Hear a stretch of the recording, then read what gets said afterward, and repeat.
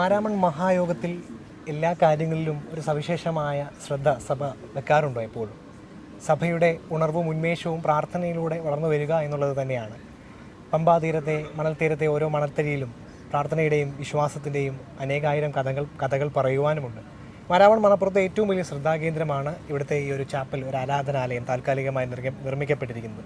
ഈ ആരാധനാലയത്തിൻ്റെ പ്രസക്തി എന്താണ്? എന്തുകൊണ്ട് ഇങ്ങനെ ഒരു ആരാധനാലയം ഇവിടെ സ്ഥിതി ചെയ്യുന്നു? പ്രാർത്ഥനയുടെ ഒരു അംശത്തിലൂടെ ഈ സഭയോടൊപ്പം ചേർന്ന് നിൽക്കുന്ന സഭയുടെ സുവിശേഷകനായിരിക്കുന്ന ജെയിൻ സാർ ഇപ്പോൾ നമ്മളോടൊപ്പം ഉണ്ട്. തീർച്ചയായിട്ടും സാർ ഇപ്പോൾ ഈ ചാപ്പലിനെ കുറിച്ചും ഇവിടുത്തെ ഒരു ശുശ്രൂഷകൾ എന്താണ്? ഞാൻ മനസ്സിലാക്കുന്നത് നേരത്തെ മാരാമൺ മഹായോഗത്തിൽ ഇങ്ങനെ ഒരു ചാപ്പൽ കുറച്ച് നാളുകളായിട്ടുണ്ട്. അപ്പോൾ എങ്ങനെ സാറിന് ഇത് ഫീൽ ചെയ്യുന്നു? എന്താണ് ഈ ആരാധനാലയം കൊണ്ട് ഉദ്ദേശിക്കുന്നത്?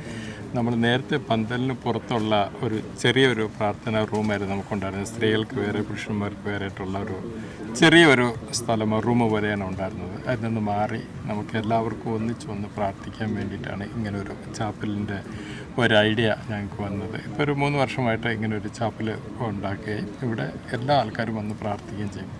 ഇവിടെ വന്ന് പ്രാർത്ഥിക്കുന്ന ആൾക്കാർ പലരും കഴിഞ്ഞ പ്രാവശ്യങ്ങളിൽ വന്ന് പ്രാർത്ഥിച്ച് അവർ എന്തിനു വേണ്ടിയിട്ടാണോ പ്രാർത്ഥിച്ച് ആ കാര്യങ്ങൾ നിറവേറി അതിനൊരു സ്തോത്ര പ്രാർത്ഥനയ്ക്ക് കൂടി ഇവിടെ ആൾക്കാർ കടന്നു വരുന്നുണ്ട്. പിന്നെ ഇവിടെ വന്ന ആൾക്കാരുടെ പ്രാർത്ഥനയും അവരുടെ പ്രാർത്ഥനയ്ക്ക് വേണ്ടിയിട്ടുള്ള ഒരു അപേക്ഷയൊക്കെ കാണുമ്പോൾ ഞങ്ങൾക്കും ഒരു പ്രാർത്ഥനയെക്കുറിച്ചുള്ള ഒരു അവബോധം കൂടുതൽ കൂടി വരികയാണ്.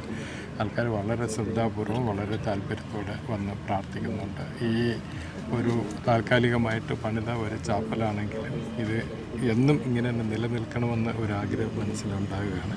ഏറ്റവും നല്ല രീതിയിലാണ് ആൾക്കാർ വന്ന് പ്രാർത്ഥിക്കുകയും അവരുടെ കാര്യങ്ങളെല്ലാം ദൈവത്തോട് പറയുകയും ചെയ്യുന്ന ഒരു പുണ്യസ്ഥലമായിട്ട് ഇത് മാറി എന്ന് പോലും ഞാൻ പലപ്പോഴും ചിന്തിച്ചു പോകുന്നുണ്ട്. ഏറ്റവും നല്ലതായിട്ടാണ് ഇവിടുത്തെ പ്രാർത്ഥനയും മറ്റു കാര്യങ്ങളെല്ലാം. അപ്പോൾ ഏതായാലും വിശ്വാസികൾ ഇവിടെ വരുമ്പോൾ അത് ജാതിഭേദ ഭേദമന്യേ എല്ലാവർക്കും വരാനും പ്രാർത്ഥനാ വിഷയം നൽകാനും നിങ്ങളിവിടെ വെച്ച് പ്രാർത്ഥിക്കുകയും ചെയ്യും. തീർച്ചയായിട്ടും വരുന്ന ആൾക്കാർ പ്രാർത്ഥിക്കാൻ അറിയാത്തവരാണെങ്കിൽ ഞങ്ങൾ അവർക്ക് വേണ്ടി പ്രാർത്ഥിക്കാൻ വേണ്ടി 2-3 അച്ഛന്മാരൊക്കെ ഉണ്ട്. അവർക്ക് വേണ്ടി പ്രാർത്ഥിക്കും. എല്ലാം വളരെ നല്ല രീതിയിൽ അവർക്ക് നല്ല ആശ്വാസം. ഒത്തിരി പ്രയാസവും ബുദ്ധിമുട്ടും കണ്ണീരും വേദനയായിട്ടാണ് പലരും കടന്നു പോകുന്നത്. അവർക്ക് ആശ്വാസം നൽകുവാനും അവർക്ക് വേണ്ടി പ്രാർത്ഥിക്കാനൊക്കെ കഴിയുന്നുണ്ട്. അതൊക്കെ ഒരു വലിയ കാര്യമായിട്ട് ഞാൻ തീർച്ചയായിട്ടും സാർ, പ്രത്യേകിച്ച് സുവിശേഷഗിരി സഭയുടെ ഒരു വലിയ അസറ്റ് തന്നെയാണ്. അച്ഛന്മാരോടൊപ്പം തന്നെ അതിലേറെ ഒത്തിരി ഇടങ്ങളിൽ ആരും ചെല്ലാത്ത ഇടങ്ങളിലേക്ക് യാത്ര ചെയ്യാൻ സാധിക്കും നിങ്ങൾക്കാണ്.